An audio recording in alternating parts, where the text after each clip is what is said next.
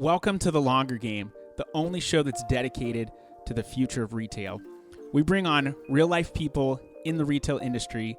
We talk about their experiences, we share their stories, we apply it to what's currently going on in the market, and we look towards the future of retail. You could say it's retail reimagined. My name is Michael Marr. I run a customized, done-for-you service agency called Cartology that helps brands win on Amazon. Now, while my expertise stems in the Amazon field, we bring on a wide array of guests because retail is expansive. You've got e-commerce. Yes, you've got marketplaces like Amazon. You've also got brick and mortar that is evolving. You've got logistics. You've got technology, finance. There are so many aspects to retail, and it's complicated. So we're here to bring you the entire story. Do you think that you have an interesting story and you'd like to tell it on the podcast? Then go to thelongergame.com and fill out a form to be a guest on the show today. You can catch The Longer Game on any social channels: LinkedIn, Facebook, Instagram, Twitter, YouTube, and our website, thelongergame.com. We've got all awesome guests on this show, so that I will promise. Are you ready to hear more about the future of retail? Let's get down to business. Welcome, everybody, to The Longer Game, the podcast where we talk all about retail, the future of retail. No, we don't know the actual future, but we're trying to look into the future for brands and other people in the retail environment that are listening. And today, we have on a good friend of mine. I've actually met this person in the flesh. His name is Tyler Jefcoat, and he is the CEO of Seller Accountant. Welcome, Jeff. Tyler. I said Jeff. Okay, welcome, listen. Tyler Jefcoat. Hey, Michael, I'm really good at this, I promise. No, it's okay, man. It's here's what's really funny. My grandfather actually changed his name to Jeff like 5 years into his career because people call us I knew Jeff that. so much. See, that's a bit of trivia, man. Like, honestly, if you call my like 120 whatever pound soaking wet wife Jeff, I get a little ornery about that. Like, don't screw that up. But me, I don't care, dude. I don't even know why I do that. I did that because I know your name. But anyway, welcome, Tyler. There we go. Good to be here. Tell us a little bit about Seller Accountant. Okay, so Seller Accountant exists to help online brand owners maximize profitability. We do this by providing two services: bookkeeping and this fractional CFO kind of analysis advisory bit, where we're trying to help brands not just survive but thrive, make money. If the sun shines again from the capital markets in a couple of years, get ready to sell your business for maximum multiple as well. You guys have been around for a while, so I mean, you probably saw a lot of the increase in capital come in and have seen it, go away now. So, like, talk to me about that. What that transition has been like for you, but also for the brands that you're working with. Yeah, it's I kind of on like the macro level, like U.S. economy. I started my first company in 2012, and had the opportunity to sell it in 2017, kind of in a different healthcare space, Michael. And then we started this company, and it was right at the beginning of 2018 where this like meteoric rise of Amazon and other e-commerce channels was happening. I was like, wow, this is exciting. This is cool. And so I'm going to be honest with you, on the macro level, I've never even been a CEO in a bear market, right? You think about that. Like, I was in grad school last time there were this kind of headwinds. And so, 2020, 2021, even with the pandemic, we saw everybody with a $1 billion capital fund decided to stop investing in Belks and decided to invest in e-commerce brands instead, right? Yeah. And as a result of that, guys like you and me were really happy because we had lots of customers that were really having a lot of problems as they scaled. There was a lot of demand on the marketplaces and even for direct-to-consumer sites. And then what we've seen happen in the last year and a half is kind of a regression, right? I mean, not our industry is not dead. In fact, it's exactly back on track where you and I would have thought it was if we'd have had this conversation in 2019. But boy, does it hurt, because our clients here at Seller Accountant bought a ton of inventory at the end of 2021. Demand was a little bit soft over the last year. And so here we are, 3/4 of the way through 2023, trying to get cash flow situated, trying to find profitability. Aggregator buyers aren't knocking on our door every single day looking to buy our businesses. And so it's just we're not dead. It's just harder. We just got to work harder to make money now. The the sitting on inventory piece is huge. I mean, I talk to as an agency owner from the, Amazon services side, talking with brands every week, actively trying to bring on more clients. And I find out a lot about what's going on. And there are a lot of people sitting on inventory. And there are a lot of people that are also just dealing with a decrease on their own site. We're seeing growth from a lot of people on Amazon. Some people are seeing a little bit of a decline, or maybe staying a little bit flat. But the people that are really leaning into stuff are continuing to grow. But that profitability piece is huge, and I'm even curious. I might be peeling back a little bit too much, so you share what you want. But has that, we're helping, that tagline of we're helping brands maximize profitability, has that changed just over the past like maybe year or two for you? The tagline in the quest hasn't changed, but I think it is a good question, Michael, because what happened, and some of you listening to this might resonate with this, but we woke up and it was the beginning of 2023 and interest rates were in the process of tripling. And all of a sudden, profit wasn't the most urgent thing on our minds. It was actually cash flow. And so I think as an accounting firm, Michael, our evolution in the last 6 months or 9 months has really been, okay, the one of my clients said this, and I've stolen this quote from him. John, he says, the consequences of running out of cash are greater than the consequences of running out of inventory in our current market. And so what we've had to do is get better, because I wouldn't have felt that way, but because cash was so cheap, it was easy to borrow money over the last few years. You never wanted to have the opportunity cost of stocking out. No. But if the alternative now is, oh, I actually can't make my Amazon loan payment, or I can't make my Chase Bank payment, Mm. now I'm dead. It doesn't matter how much inventory I've got to sell. If I run out of cash, I'm dead meat. And so I think the focus has switched from just profitability to now being profitability plus cash flow. I think the concept of cash flow is a mystery to a lot of people. And I'm not even going to say that I am an expert at cash flow as a business owner for the past 12, 13 years. So, why don't you talk about the difference between straight up profitability and cash flow? Yeah, a case study comes to mind of one of my favorite clients from last year. They more than doubled their business last year.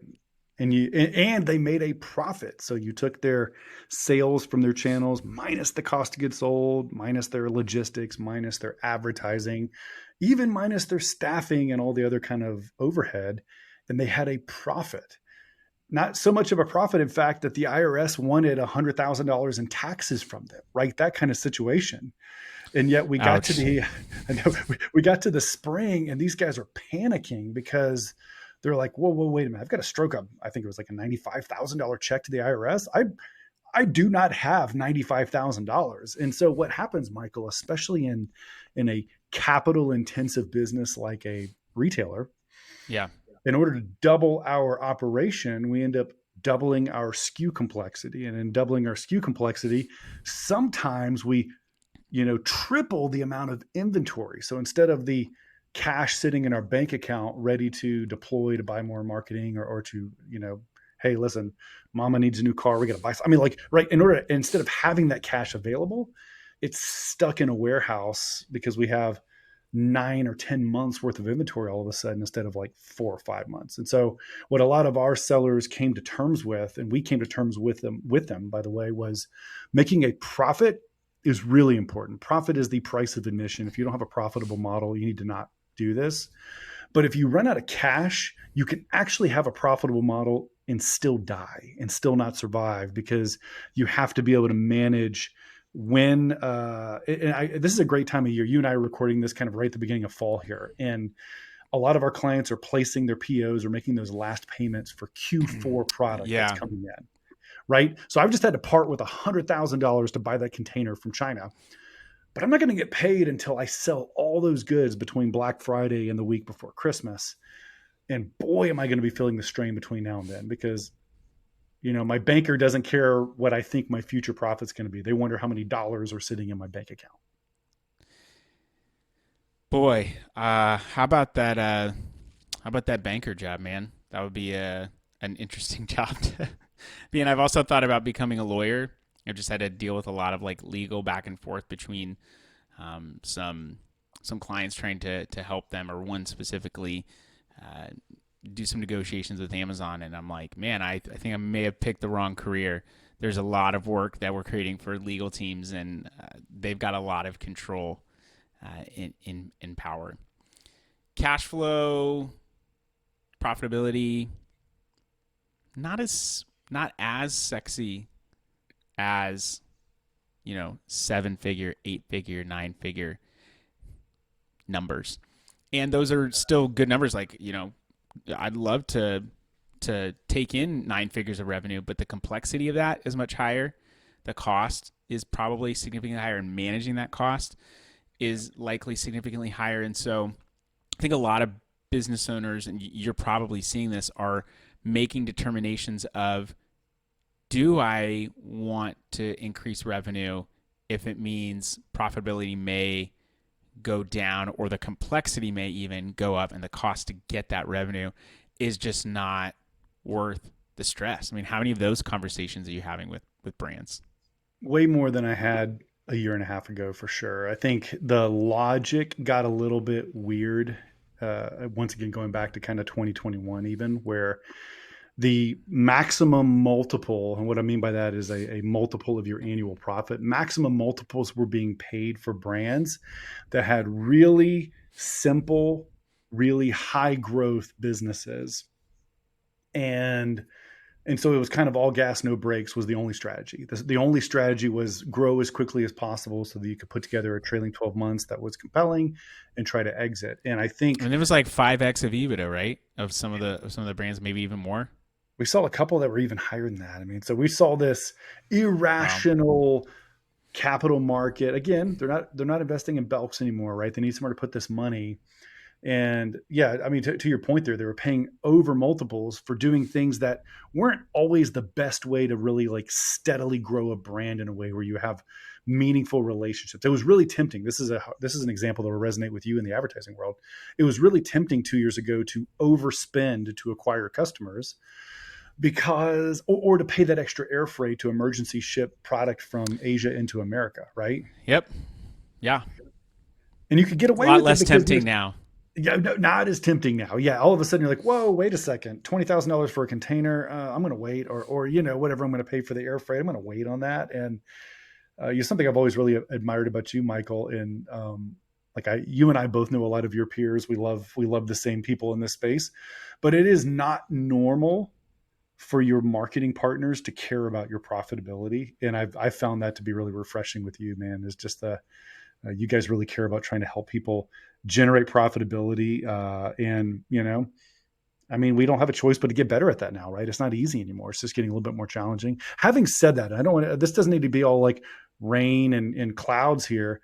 Yeah. Um, like a lot of our clients at Seller Accountant are killing it this year. They are having great years, but it's because they are executing their model better. It's not, can I find whatever the latest hack is? It's how can I just design better products, find the right partners, connect with my customer. What does she want? Am I connecting with her and delivering value to her? And I just think, I still think there's a reason that you and I are completely niched in e-commerce. I mean, this industry is amazing. In fact, I just kind of, this is my mindset. I don't know about you, Michael, but for me, when it gets hard, that's actually good, because it means that not everyone in the world can open a shop and compete. You actually have to execute sustainably to stay in the game. And I think fortunately or unfortunately, we're going to see some of the players exit over this year, and it'll create space for those of us who are really doing things the right way. Did you say fortunately, unfortunately? Yeah, it's kind of both, right? It's like, I mean, Yeah. you don't wish poor on anybody. I don't want anybody to go out of business. But the reality is if I have a guy selling whatever hunting apparel and three, knockoff hunting apparel brands go out of business, that that's a net positive for my client because he's doing things the right way. And so I guess I can find some lemonade there, right? Well, first of all, my social media guy, I'm going to have him cut up what you said about my agency, my self cartology. We're just going to put that everywhere. And I appreciate that. That's very kind of you. The profitability piece, I think, is I'll be honest, there's a little bit of selfishness in that. And let me explain why. We have a cost to acquire a customer or a client. I'm one of the main costs. I mean, that and just how well we perform, but I'm the one that's doing sales. So, I mean, there is a cost that's associated. It's mostly like I mean, it's a time, but I mean, my payment as well that I make as a business owner. So there's a cost to acquire a customer. The longer we can keep and retain someone, there's a couple things that are happening. One is typically we're growing them, and so they're happy with the service. But in order for them to stay around, they really have to be profitable because everyone will get to a certain point. We're seeing that in this market. They're going to start to evaluate what they're spending on. And if they're not getting value from it, they're going to cut it. I have done it with things. I've said, hey, I'm not getting anything from this software, so I'm going to stop spending money on it because I don't need it. And so it's good for business owners because it teaches them about what they do need and don't need. And I think they're a little bit more realistic when cash is just coming in and, you can make it rain, in a good way, not in the way that we've been talking about, but, make it rain with all the dollars you got, then a lot less care about that. So I do genuinely want people to be successful. And there are definitely times where I've talked myself out of business because I was honest. Great example of that is when the pandemic hit, guess what everyone wanted to sell?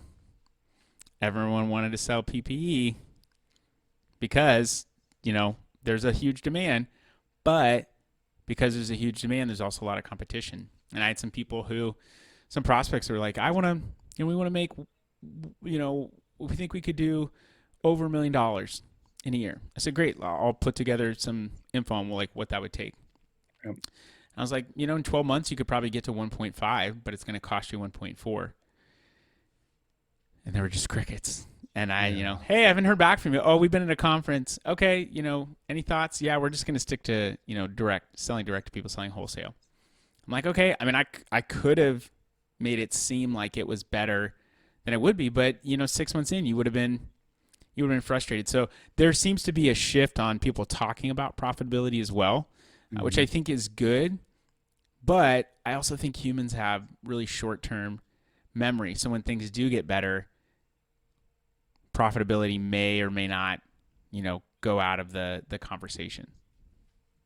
It's a really good point. And then for those of us like myself, who, again, I was not a CEO the last time we had a major, and I'm not even saying we're in a major recession right now, but the last time there was a financial setback for the entire macro system, that wasn't just the pandemic for 3 weeks. Yeah. I was not owning a business. And so I do think what I'm hoping internally here is, I have learned more about how to manage cash, me, Tyler Jefcoat, in the last year. You mean Jeff Tyler Coat? That's right, Jeff. We can call me Jeff Jeffersons or something like that. I still can't believe I said your name wrong. Okay, I'm listening. Sorry. It's okay. It's okay. But for me, I'm an accountant. I have a finance-focused MBA. I actually worked at a bank for 5 years. I started a company that had 100 employees before I sold it, and I've learned more about managing cash this year in 2023 than I have my entire career. Wow. And it's because the interest rates going up like that's never happened to me before. Interest rates tripling in a same year where there's depression on demand creates a very real need to keep an eye on this every single week, to keep an eye on my bank account more regularly. And so it's been great. It's been instructive. And I'm hopeful that our clients and brand owners can take some discipline out of this in a way that keeps letting them thrive, even when the things do because they're going to get easier. Right now it's a little tougher. It's going to get easier. How can we carry through better business practices? Before we hit record, you were talking about this, how you and I are on a quest to implement Traction EOS better, right? So that we can build better, smarter companies that even when things are easier are going to be more sustainable with healthier cultures, with better results. Probably couldn't be a better time to think about operations. And I think one of the things when companies grow is there's a lot of bloat. And I'm not just talking about for a retail business, inventory, of course, is something that can bloat, but what you're even doing, what are the responsibilities I'm taking on and where I'm spending my time, is where I'm spending my time actually effective? Am I getting the outputs that I want? And there are a lot of things in implementing EOS that we've said, hey, this just was not, we don't need to do this thing, or we're creating extra work for ourselves. And we know Amazon really well, but that doesn't mean that I know, the best internal project management. There's a lot of people get into a business because they're like, I like this work. And they don't actually think about the fact that running a business is very different than just liking the work. Well said. Well, I guess we pretty much crushed it. I'm just kidding. So I think you're right. Like, I'm a believer that life is I want to think positively about life, but life is difficult. There are difficulties that happen, and I'm not expecting my life to be easy. Now, don't get me wrong. When it's harder, I definitely am more frustrated. I sometimes, want to deal with the easy, but when there are challenges, I will take it even a step further. I believe that in your life that God will talk to you through your circumstances, and there's no guarantee that your circumstances are going to be easy, but there can be purpose if you allow it to be. So in this time period, you're saying, it's instructive for you. It's teaching you things, and coming out of it, like, your mindset is great. You're like, I'm, when things turn around, we're going to be in a lot better shape. So, and I think sometimes, depending upon how many cycles someone has been through, it could just be, the straw that broke the camel's back. Like, I wasn't really sure about this anyway. And so, I think it's time that we lay things down. And I agree. I don't wish failure on anyone, but I do think there's going to be a lot of brands exiting. I've seen some brands, exit. They're just like, we just don't have the cash to do this. And I think that's going to be a reality for, people that I know, people that I don't know. That's going to be a reality for a lot of brands. Yeah, I was talking to a broker buddy of mine last week, and I asked him, I was like, are people exiting still this year? And he's like, oh, yes. And they're doing it for exactly two reasons. Either they're completely out of money, like you just mentioned there, Michael, or they're completely burned out because the system that they've bit off has chewed them up and spit them out. And I do think that those are both real things. So for anyone out there that does feel a little stressed, I just the encouragement is, focus on the little things. I mean this in terms of personal care. We actually, I lead a mastermind for 7 and 8 figure e-commerce brands, Michael, and we had a guest speaker that was a burnout coach. Fabulous, by the way.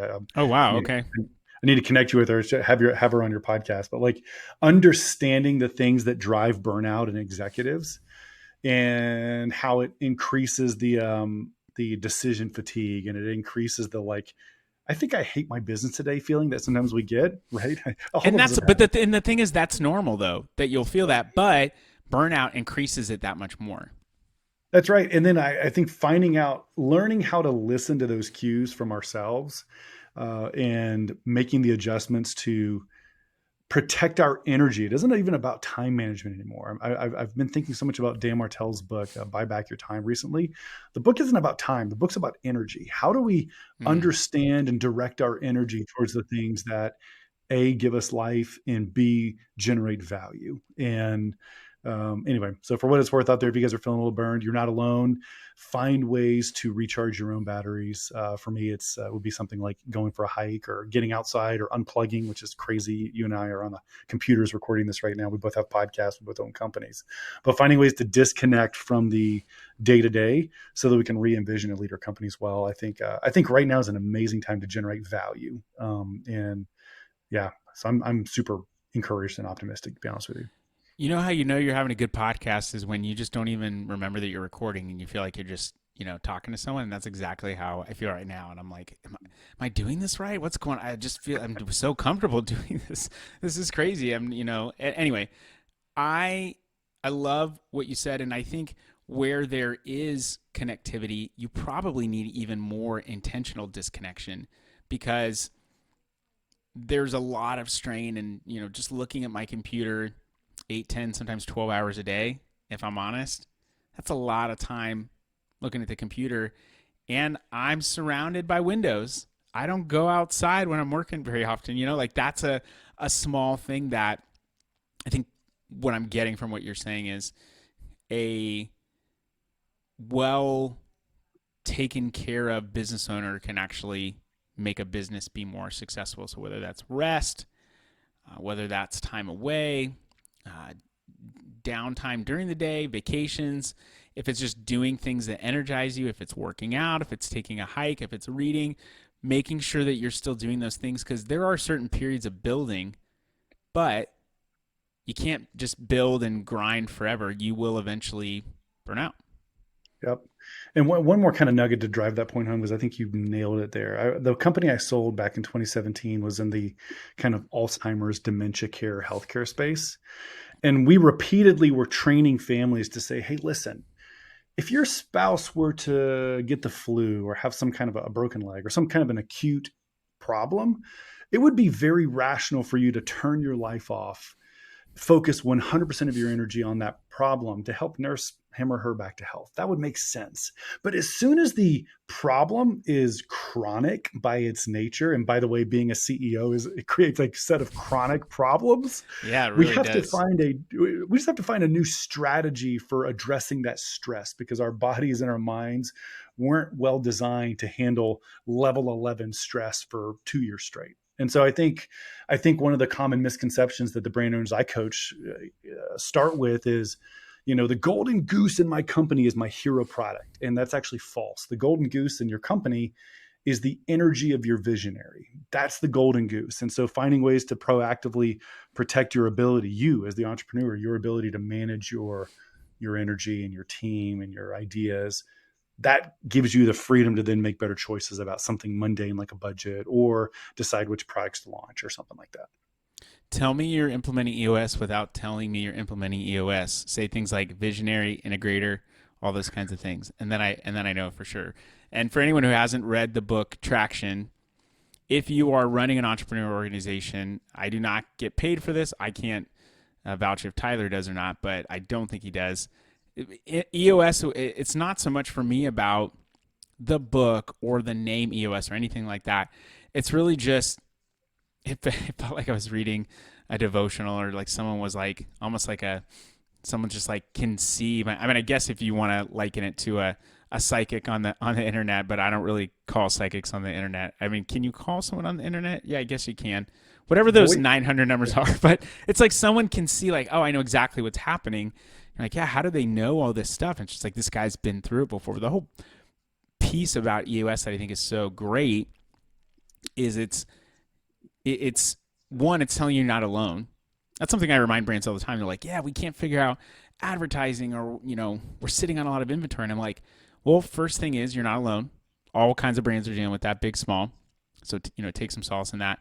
But the other piece is just helping you to, I think one of the biggest things was thinking about time usage, and really energy is a function of that. Like, what are you putting your time towards? If you are focusing all your time and energy on all those little fires, those fires will continue to keep popping up.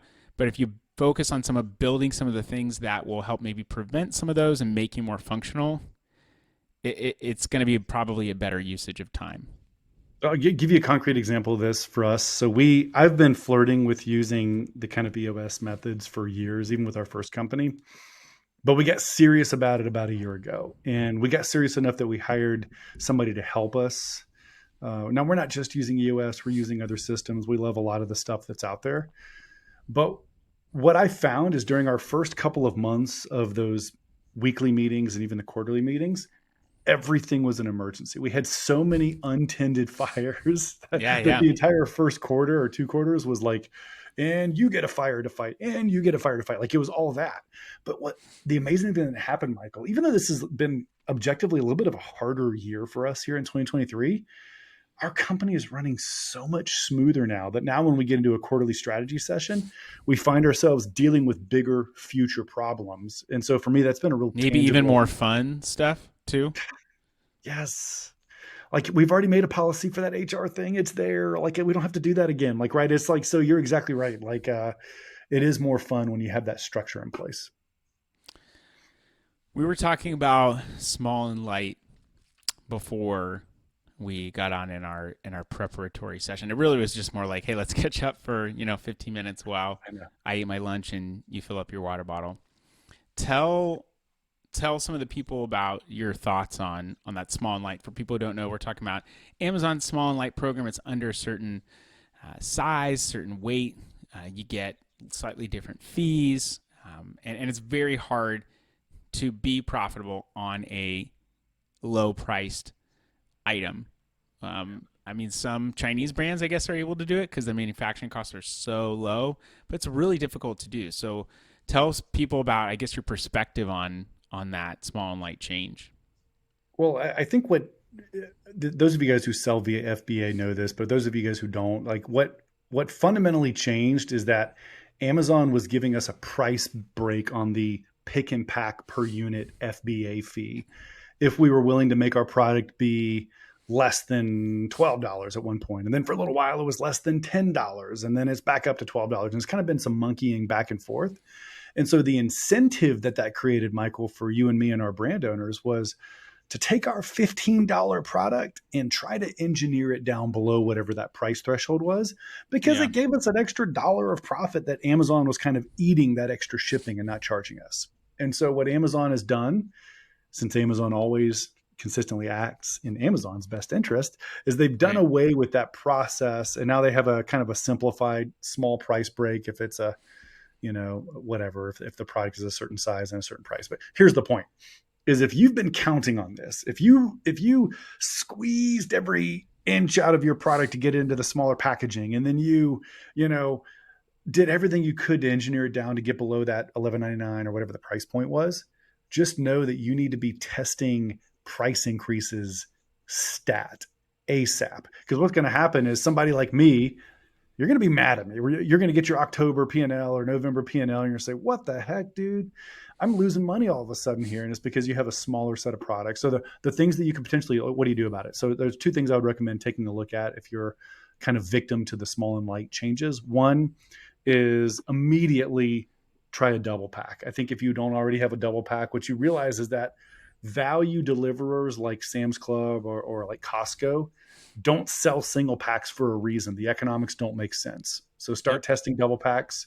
Your competitors are going to have to do it too, and your customers are going to get on board. And then the second thing I already mentioned is start A/B testing 5% price increases right now. Period. Just start testing, because I found that in 3 or 4 of the categories that we represent as a CFO, we actually didn't see a lot of resistance from our customers. And 5% small enough that it's not as noticeable, even if it's a smaller item. And it's important to note that anything higher than that could cause you to just lose the buy box, because Amazon will say, hey, we think you're price gouging, when the reality is they change their prices all the time. They don't remove their buy box, but you need to have that flexibility too. That's another good reason. You bring up a good point there about Amazon kind of algorithmically monitoring changes in pricing. This is why you want to do incremental test up 3 or 4%, no resistance, up another 2 or 3% a month later or 2 months later, so that you are avoiding any trips from Amazon. Because Michael, as you can attest, if you have to try to get somebody on the phone and within Amazon's universe to fix that algorithmic challenge, it's a real pain. So don't. That's even if you can get someone on the phone to fix that, because the reality is the teams are not usually phone accessible, and even the ones that are, not typically the best to interact with. So no, not at all. All right, man. Well, we did it today. We solved all the world's problems, and everyone is more profitable and has greater cash flow. People want to find out more about what you're doing, Tyler. Where would they look? Would they look in a big pile of cash? Would they look with Jeff Foxworthy or your grandpa, Jeff, hanging out with a bunch of Jeffs? Where would they want, if they want to find out more, where should they go? Yeah, right. You just Google Jeff and I'll pop up. No, that's not going to work.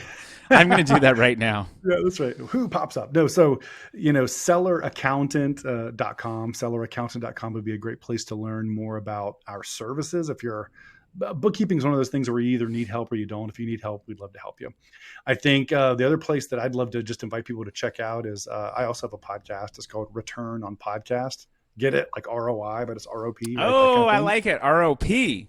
You see what I did there, Michael? So I do. So we also are, YouTube and all the podcast players, and we just really talk about the intersection of investing in e-commerce and how to really craft your brand strategy around, making the most financial impact. All right, well, Return on Podcast, can someone just go to returnonpodcast.com or look you up on Spotify or, like you said, all the channels? Yeah, I don't think, no, it's selleraccountant.com/podcast, but also it's on Spotify, it's on Apple, it's on YouTube. Okay. So you can pretty much find it. If you find my name in these show notes, it's weird. Jefcoat with one F. It's so weird, in fact, that people call me Jeff, right? If you just search that one, you're going to see my podcast because there aren't many of them out there. Oh, I'm going to go search Jefcoat for sure. So thanks for coming on, man. That's the show, people. If you're expecting more, you're in the wrong place. Get out of here. We got to go. Bye. All right, that was the show. What did you think? That was the longer game. We would love for you to share the show with other people and to leave us a review of the show. So go to iTunes, go to Spotify, even go to YouTube, comment, leave a review, and share this on any social channels that you are active on and wherever you have influence. We want to share this story and stories like it to as many people as possible. Do you have a compelling story and do you want to come on the podcast and talk about it and you're in the retail industry? Then go to thelongergame.com, fill out a form, and we will contact you about coming on the show. You can find us on any social channels, Instagram, LinkedIn, Facebook, Twitter, and you can go to our website, thelongergame.com, to actually read all of these episodes in blog form in text, because we know not everyone's going to listen. This podcast is brought to you by my agency, Cartology. We are a customized, done-for-you service agency that helps brands win on Amazon. It is super complex selling on the Amazon Marketplace. We help simplify that for you. This podcast is also brought to you by Podcastify Me. They are a full-service podcast production company that designs podcasts around people who are paid for their advice. That is coaches. If you want someone to help create, strategize, and distribute your podcast to the masses, go to podcastify.me to find out more. I've so enjoyed that you've been a part of the conversation and that you've given of your time to hear these people's stories. We'd love for you to share. If you want to find out more, just go to thelongergame.com. Hope you have a great rest of your day. Stay blessed. And until next time, cheers.